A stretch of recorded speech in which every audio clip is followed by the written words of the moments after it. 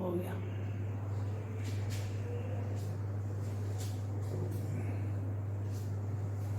Examples of total internal reflection.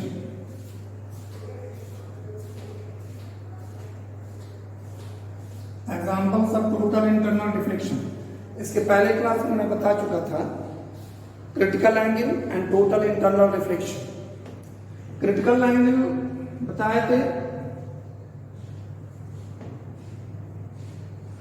जब ray of light denser से rare medium में जाए, डेंसर से सघन से विरल में अगर गमन करे तो उस स्थिति में angle of incidence is greater than angle of refraction. Angle of incidence आपतन कोण के अपेक्षा अपवर्तन कोण का मान ज्यादा होता है, और जैसे जैसे एंगल ऑफ इंसिडेंस का मान बढ़ेगा एंगल ऑफ रिफ्रैक्शन का मान भी बढ़ता जाता है। और किसी खास मान के लिए, एंगल ऑफ इंसिडेंस के किसी खास मान के लिए एंगल ऑफ रिफ्रैक्शन का मान 90 डिग्री हो जाता है। आपतन कोण के किसी खास मान के लिए, एंगल ऑफ इंसिडेंस के किसी खास मान के लिए एंगल ऑफ रिफ्रैक्शन का मान 90 डिग्री हो जाता है। तो आपतन कोण के इस मान को हम क्रिटिकल एंगल, क्रांति कोण कहते हैं। आपतन कोण के इस मान को हम क्रांति कोण कहते हैं। यानी कि क्रांति कोण में बताए थे कि सघन माध्यम में आपतन कोण का वह मान, सघन माध्यम में आपतन कोण का वह मान जिसके लिए अपवर्तन कोण का मान 90 डिग्री हो जाए, क्रिटिकल एंगल कहलाता है। अगर ये सरफेस प्लेन रहा तो सरफेस के नाम प्रकाश की किरण निकल जाती है। अब इसी मान तक ही, यानी कि क्रांति कोण तक ही ये लॉ ऑफ रिफ्रैक्शन का पालन करता है प्रकाश की किरण। जब आपतन कोण का, बताया थे इसके पहले, जब आपतन कोण का मान क्रांति कोण से और ज्यादा हो जाता है, बढ़ा दिया जाता है, तो वह प्रकाश की किरण उसी मीडियम में लौट आती है और वह लॉ ऑफ रिफ्रैक्शन को पालन करना छोड़कर, लॉ ऑफ रिफ्रैक्शन को पालन करना छोड़कर लॉ ऑफ रिफ्लेक्शन यानी कि अपवर्तन के नियम को पालन करना छोड़कर परावर्तन के नियम को पालन करती है। इस घटना को हम पूर्णांतरिक परावर्तन कहते हैं। ये हम बता चुके हैं। अब इसी का कुछ एग्जाम्पल्स है। पहला एग्जाम्पल है shining of air bubble. Shining of air bubble inside water, inside water, पानी के अंदर, पानी के अंदर हवा के बुलबुला का चमकना, पानी के अंदर हवा के बुलबुला का चमकना। पानी के अंदर हवा का बुलबुला रहता है तो वो चमकता हुआ प्रतीत होता है, वो चमकता है।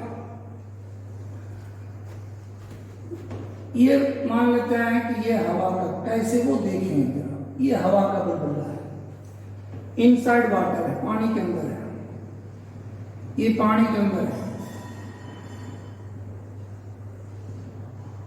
ये पानी के अंदर है।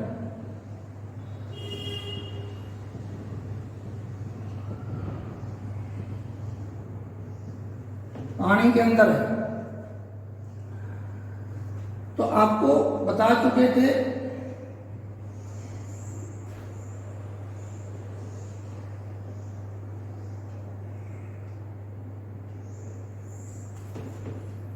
फॉर वाटर,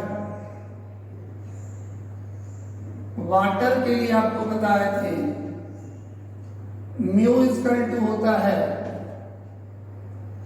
4/3 और चूंकि जानते हैं बता चुके थे साइन सी बराबर होता है साइन सी बराबर 1/μ। इसके पहले क्लास में बता चुके और साइन सी बराबर 1/4/3 और ये 3/4 हो गया। नतीजा क्या होगा साइन सी बराबर 0.75 आएगा और ये साइन सी बराबर साइन 48.6 डिग्री। इसलिए सी का मान बता चुके थे, सी बराबर आएगा 48.6। ये वाटर एयर के लिए, water air medium, first medium water हो, सेकंड मीडियम एयर हो। इसके लिए क्रिटिकल एंगल का मान कितना होगा? क्रिटिकल एंगल का मान होता है 48.6 होता है। अब ये 48.6 है।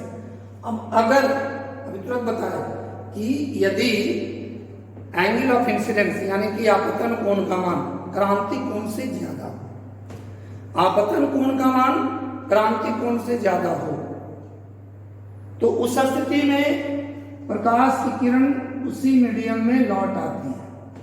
वाटर से अगर ऐसा हो, वाटर मीडियम से प्रकाश की किरण चले और यहां पर एंगल ऑफ इंसिडेंस का मान क्रिटिकल एंगल से ज्यादा हो, यानी कि 48.6 डिग्री से अगर ज्यादा रहा तो इस स्थिति में क्या होगा, ये प्रकाश की किरण एयर में नहीं यानी कि लेयर मीडियम में नहीं जाकर सेम मीडियम में रिफ्लेक्ट कर जाएगी, यानी कि पूर्णांतरिक परावर्तन होता है।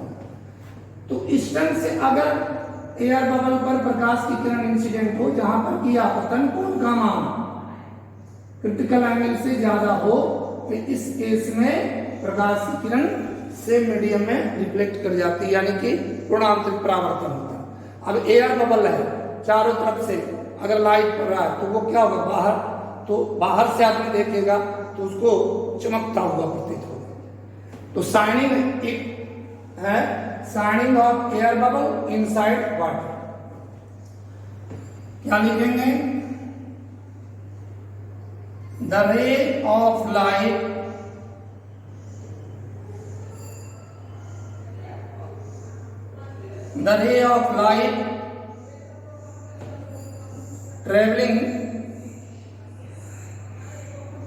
traveling from water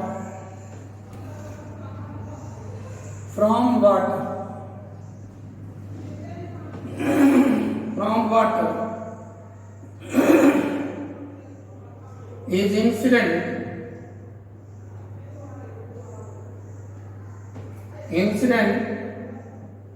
at the surface of air bubble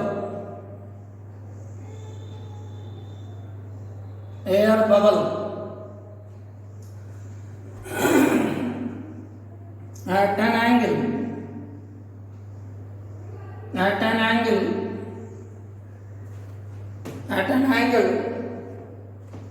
greater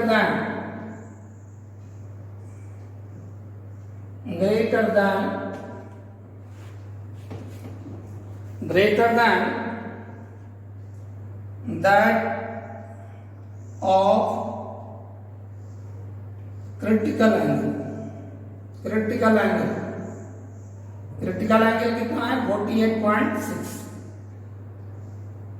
I is greater than कितना हो? Critical angle. Then the total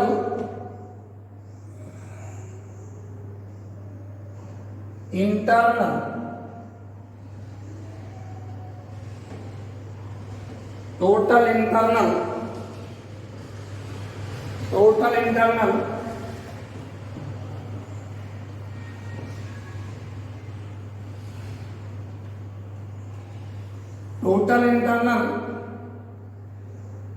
internal reflections, reflection takes place.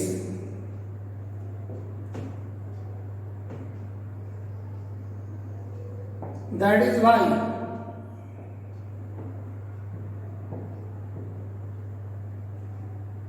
the air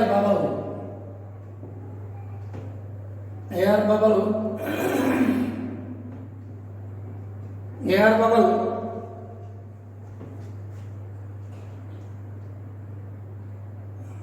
inside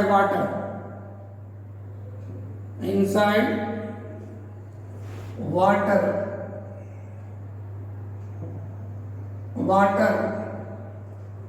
shines brilliantly.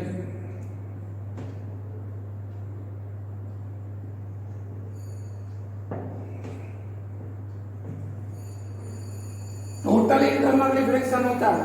Condition यही है कि यहाँ पर एंगल ऑफ इंसिडेंस का मान critical angle से ज्यादा यानी कि 48.6 डिग्री से ज्यादा होगा, तभी टोटल इंटरनल रिफ्लेक्शन होगा और रे ऑफ लाइट जो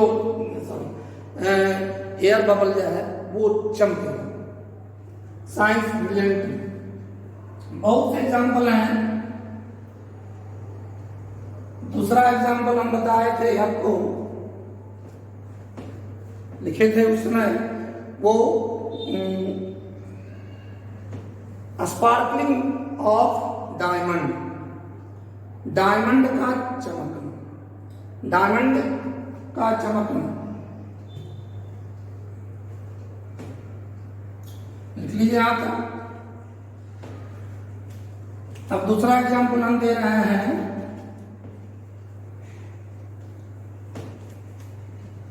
डायमंड का चमकना, brilliance of diamond.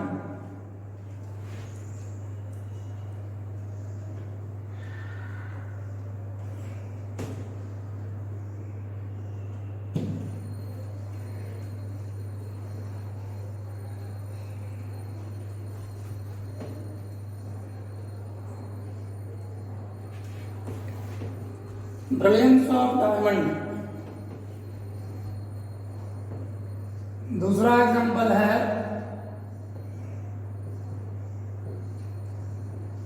Brilliance of diamond.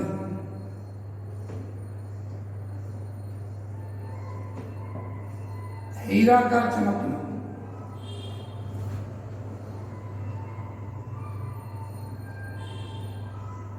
हीरा का चमकना। हीरा के लिए बता चुके थे, फॉर डायमंड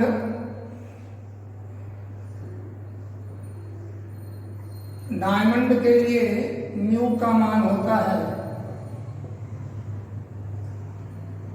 2.4 होता है। अब ये 2.42 है, तो चूंकि साइंस यानी कि पहले क्रिटिकल एंगल दिखा दें कि क्रिटिकल एंगल का मान कितना होता है, तो क्रिटिकल एंगल का मान निकाल रहे हैं। ऐसे क्रिटिकल एंगल में बताया भी है और क्या लिखेंगे, साइन सी बराबर 1/2.42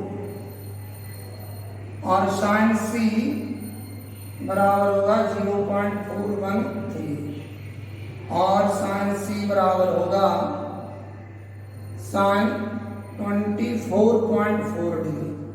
यानी कि क्रिटिकल एंगल डायमंड के लिए 4.4 डिग्री होता है। क्रिटिकल एंगल डायमंड के लिए 4.4 डिग्री होता है। तो अगर डायमंड की सतह पर एंगल ऑफ इंसिडेंस का मान, रे ऑफ लाइट के लिए एंगल ऑफ इंसिडेंस का मान 24.4 डिग्री से अगर ज्यादा हो, तो ऐसी स्थिति में क्या हो, टोटल इंटरनल रिफ्लेक्शन होंगे, पूर्णांतरिक परावर्तन होगा। और जब पूर्णांतरिक परावर्तन होगा तो वैसी स्थिति में हीरा चमकेगा। हालांकि देखिए ऐसे हीरा का कोई टुकड़ा होगा वो चमकता नहीं है, उसको इसके फेस को कट किया जाता है, उसके फेस को इस प्रकार कट किया जाता है। ये मान लेते हैं कि अगर हम इसको कट करें, उसके फेस को इस प्रकार कट किया जाता है कि कहीं से अगर प्रकाश की किरण आई है, अब यहां से प्रकाश की किरण आ रही है तो इस सतह पर पड़ी, इस सतह पर पड़ी। अब यहां पर अगर एंगल ऑफ इंसिडेंस का मान, अगर इस पॉइंट पर एंगल ऑफ इंसिडेंस का मान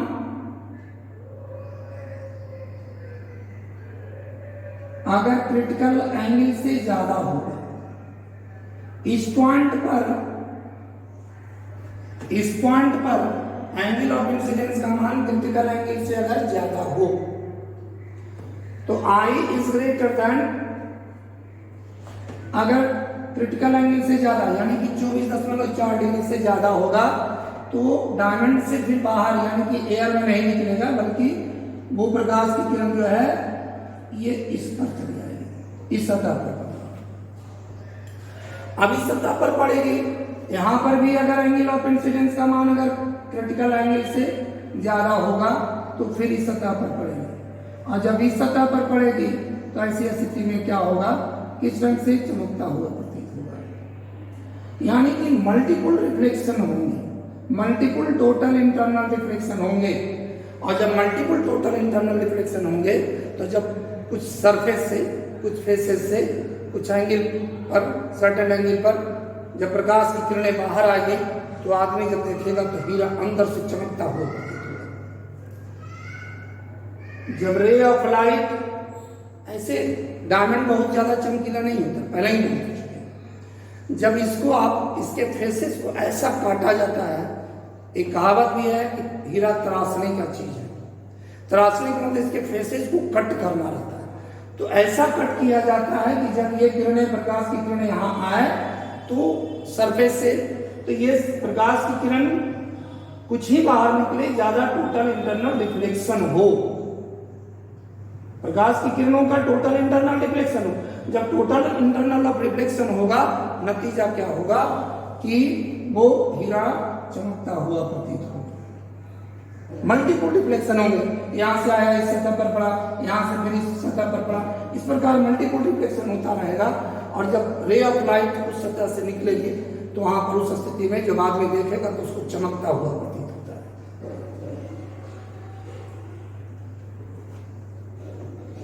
ठीक है, अब इसी में देखते, इसको हम लिखते हैं।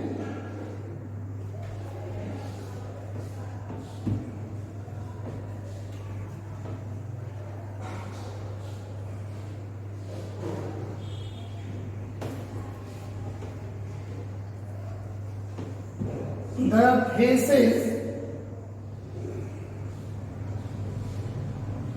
of diamond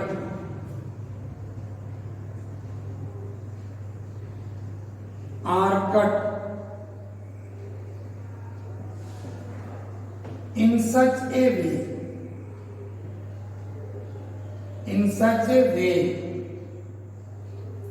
the faces of diamond are cut in such a way that the ray of light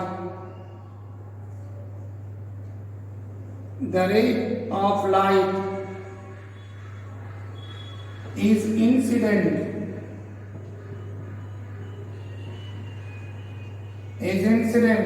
at an angle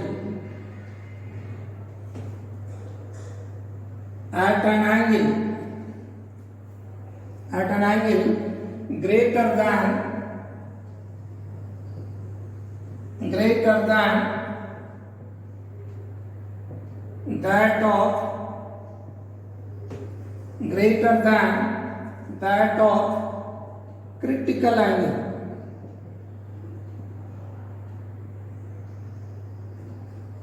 critical angle, that is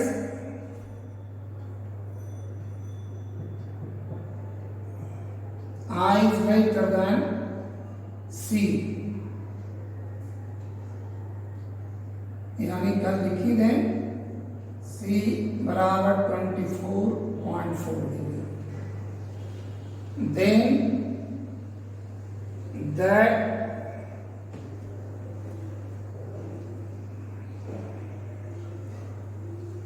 then that ray of light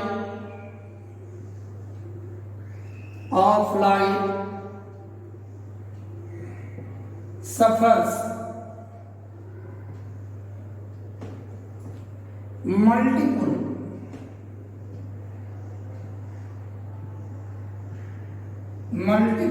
reflections, multiple total internal reflection, total internal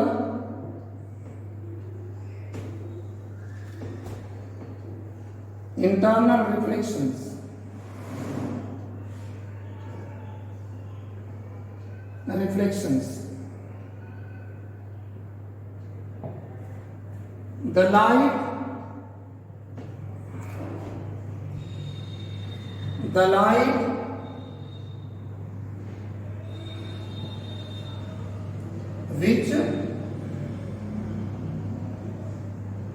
which finally emerges out from few surfaces in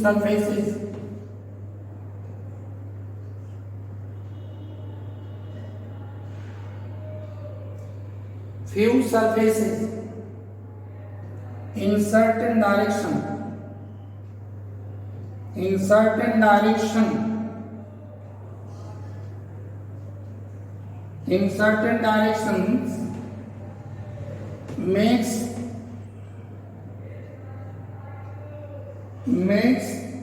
the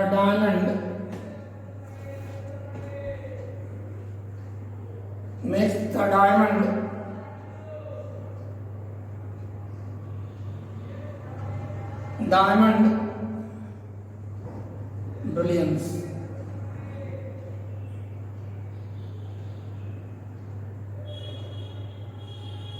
Makes the diamond brilliance.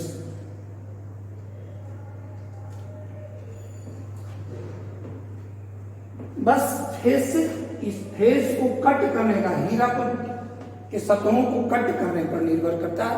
जितना ज्यादा multiple reflections होगा diamond उतना ही ज्यादा spark brilliance होगा, उतना ही ज्यादा चमकेगा। और बहुत से एग्जाम्पल हैं, बहुत सारे एग्जाम्पल में, और जैसे मिराज है,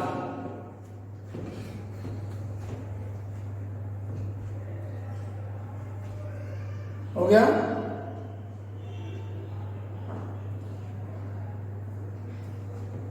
तीसरा एग्जाम्पल है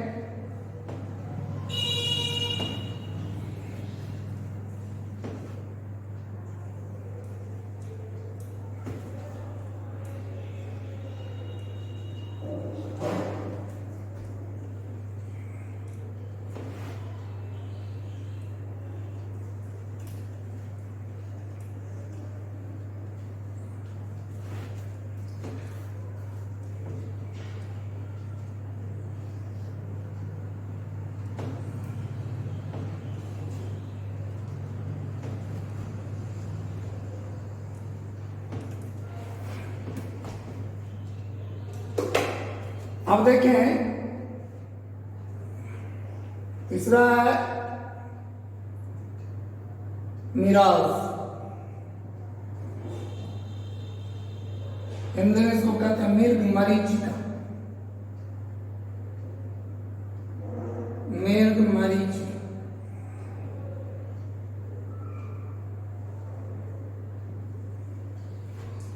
मृगमरीच का।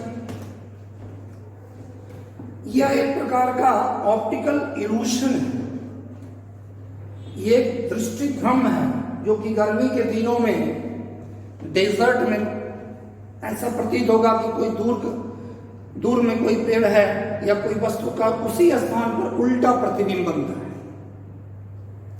यानी कि it is an optical evolution, it is an optical evolution, एक प्रकार से भ्रम है। Optical evolution observed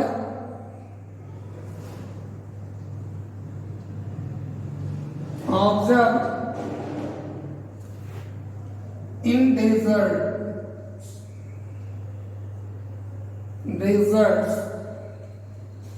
on a hot day, गर्मी के दिनों में, on a hot day,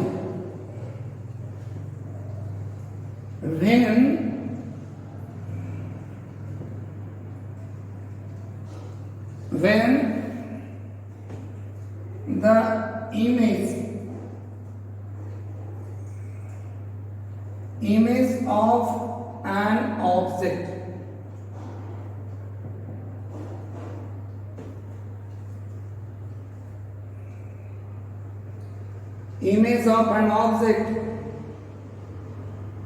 is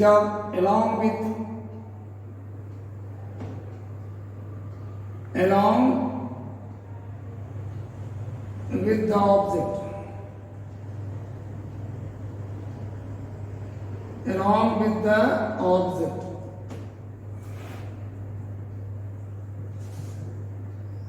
each scene दिखाई पड़ता है। It is an optical evolution है, एक प्रकाशीय भ्रम है क्योंकि गर्मी के दिनों में ही दिखाई पड़ता है डेजर्ट में जमीन। हालांकि इधर भी कभी कभी ऐसा होगा कि रोड पर गर्मी के दिनों में रोड पर जाइए, कार से बस से जाइए तो कुछ दूरी पर आपको रोड लगेगा कि भींगा हुआ है, यानी कि वहां पर पानी का प्रतीत होता है। उसी ढंग से डेजर्ट में होता क्या है कि डेजर्ट में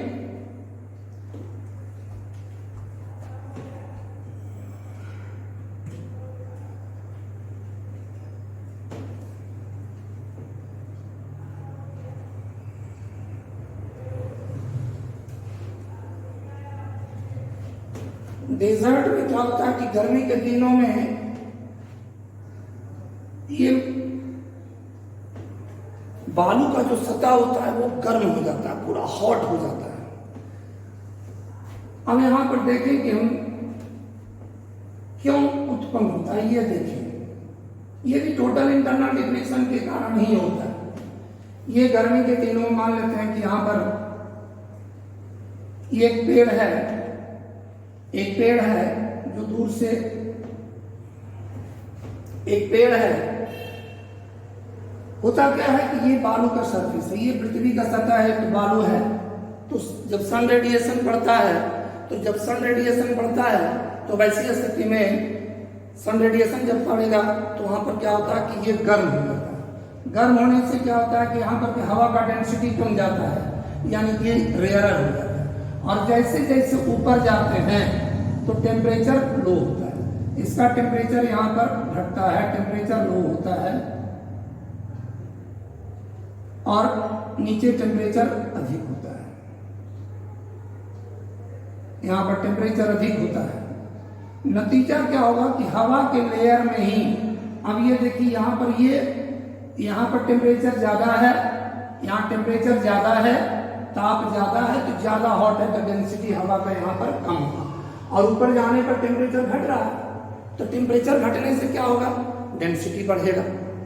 डेंसिटी बढ़ेगा यानी कि ऊपर में डेंसर हो जाएगा। तो ये जो है ऊपर डेंसर होगा, जैसे जैसे ऊपर जाइएगा हवा का लेयर डेंसर होगा और ये रेयरर हो जाएगा, विरल। अब यहां से प्रकाश की किरण चलेगी, ये देखिए डेंसर है, देखिए दिखाते जा रहे हैं डेंसर। अब ये डेंसर है अब यहां से रे ऑफ लाइट जब चलेगी तो इस सतह पर पड़ेगी, तो यहां पर क्या होगा, डेंसर से रेयरर में जाएगी प्रकाश की किरण, है ना। हम वस्तु के रूप में पेड़ ले लिया, यहां से आएगी तो ये क्या होगा, डेंसर से रेयरर में जब प्रकाश की किरण चलेगी तो अभिलंब से दूर भागेगी। दूर भागने के मतलब क्या होगा कि यहाँ पर देखिए कि आपतन कोण के अपेक्षा अपवर्तन कोण का मान ज्यादा है, फिर यहाँ पर आएगा फिर बढ़ेगा, इसी ढंग से क्या होगा, नीचे आएगा तो आपतन कोण के अपेक्षा अपवर्तन कोण का मान बढ़ता जाएगा, फिर आएगा, और ये पृथ्वी की सतह तक आते आते ये एंगल ऑफ इंसिडेंस बढ़ता जाएगा, बढ़ता जाता एक ऐसी स्थिति है कि आपतन कोण का मान क्रांति कोण से ज्यादा होगा। और जब आपतन कोण से का मान यहाँ पर हवा के लेयर पर, जब आपतन कोण का मान पृथ्वी के सतह तक पहुंचते पहुंचते आपतन कोण के अपेक्षा आपतन कोण का मान क्रांति कोण से ज्यादा हो जाता है, तब ये फिर क्या होगा कि कोणांतरिक परावर्तन हो जाएगा। और जब कोणांतरिक परावर्तन हो जाएगा तो इस स्थिति में फिर यहाँ पर भी उसी ढंग से होगा, इधर आपतन कोण के अपेक्षा अपवर्तन कोण का मान अधिक है, यहाँ पर क्या होगा, इसी ढंग से इधर भी होगा कि आपतन कोण का मान के अधिक होगा, अपवर्तन कोण घटता जाएगा। नतीजा क्या होगा, जब ये दूर से कोई आदमी जब इसको देखेगा, मान लेते हैं दूर से कोई आदमी यहाँ पर आ रहा है, देखेगा इसको, जब दूर से कोई आदमी देखेगा तब इसे सीधा प्रतीत होगा। ये आदमी मान लेते हैं कि कोई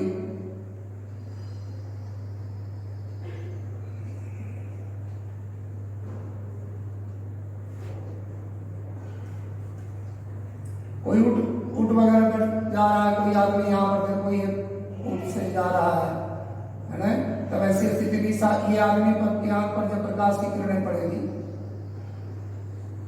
है ना, तब ये प्रकाश की किरणें जब पड़ेगी तो इसको ये प्रकाश की किरण जो है इसको सीधा आता हुआ प्रतीत होगा। नतीजा क्या होगा, नतीजा क्या होगा कि ये देखो इसका उल्टा प्रतिबिंब दिखाई पड़ेगा, इसका उल्टा प्रतिबिंब इसे नीचे दिखाई पड़ेगा। और जब इसका उल्टा प्रतिबिंब दिखाई पड़ेगा तो दूर से किसी पेड़ का उल्टा प्रतिबिंब दिखाई पड़ेगा। नतीजा क्या होगा कि उस आदमी को वाटर का, कि झील का, तालाब का प्रतीत होगा, यानी कि एक भ्रम होगा कि आगे लगता है पानी है। चूंकि पानी में ही तालाब के किनारे कोई पेड़ होता है तो उसका प्रतिबिंब नीचे बनता है। अब इसी ढंग की घटना यहाँ पर भी हो रही है, जबकि डेजर्ट में तो पानी संभव नहीं है, बालू का है, केवल बालू मिलता है, लेकिन वहां पर उल्टा जो प्रतिबिंब दिखाई पड़ता है, इसके कारण से एक दृष्टि भ्रम होता है कि दूर वहां पर पानी है, लेकिन वहां जाता है फिर भी पानी नहीं रहता है। इसी को हम कहते हैं मृग मरीज का। हालांकि मृग ये मिराज दो प्रकार का होता है, एक इंफीरियर मिराज होता है, दूसरा सुपीरियर मिराज होता है।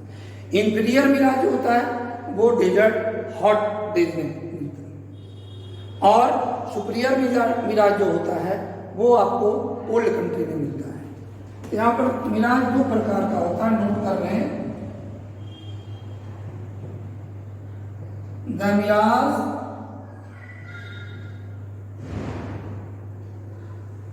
observed in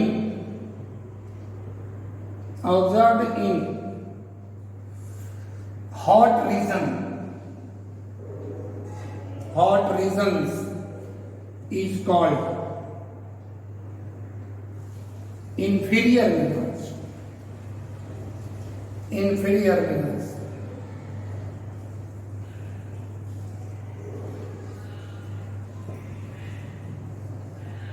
The mirage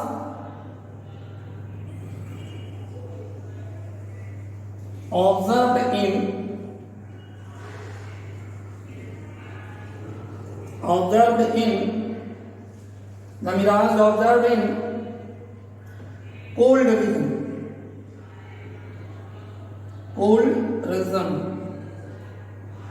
is called superior mirage. superior mirage. It is also called looming. It is also called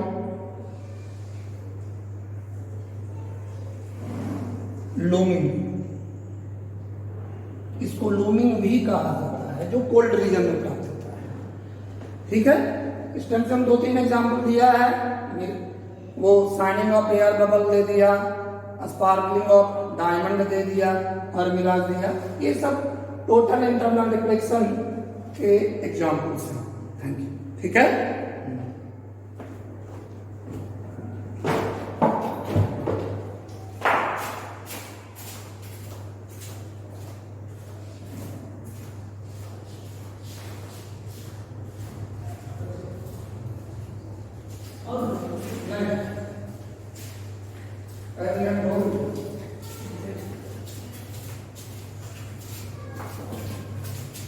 छत्तीस मिनट बीच में